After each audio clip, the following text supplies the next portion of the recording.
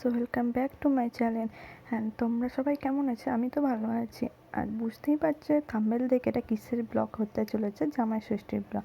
তো জামাই ষষ্ঠীর সকালেই প্রথমেই ডাবের জল দিয়ে শুরু হয়ে তারপর লুচি আর তরকারি করা হয়েছিল। তো মাংসর তরকারি করা হয়েছিল।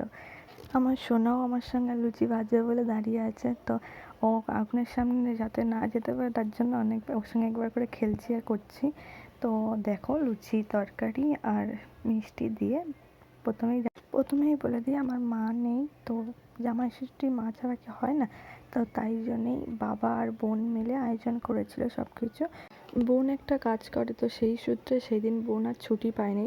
তো তাই বাবা আর আমি মিলেই সব কিছু আয়োজন করছিলাম।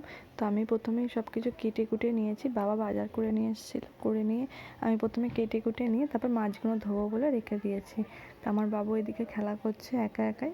ও একা একাই খেলা করে, ঘরেও খেলা করে। তো বাবা সব ফল টল মিষ্টি টিষ্টি ধরে দিয়ে দিয়েছে। তো ফলগুলো খাবে না বলে তাই জন্য আর কেটে দেওয়া হয়নি, যেগুলো খেয়েছে শুধু ওইগুলোই কেটে দেওয়া হয়েছে। তো আমার বর ইয়ার্কি মেরে হ্যালো গাইস বলছিল। তো দেখতে থাকো দুপুরে কী কী রান্না হচ্ছে। তো এদিকে আমার 5 রকম ভাজা হয়ে গেছে। তো আর মাছ ভেজে রেখে দিয়েছি, মাছের কালিয়া মতো করবো বলে। আর চিংড়ি মাছটা ভেজে নিচ্ছি, চিংড়ি মাছটা সর্ষে দিয়ে করবো। এদিকে পায়েস বসিয়ে দিয়েছি, পায়েসটা একদমই অল্পই করেছি কারণ আমার বাড়িতে খাওয়ার মতো কেউ নেই।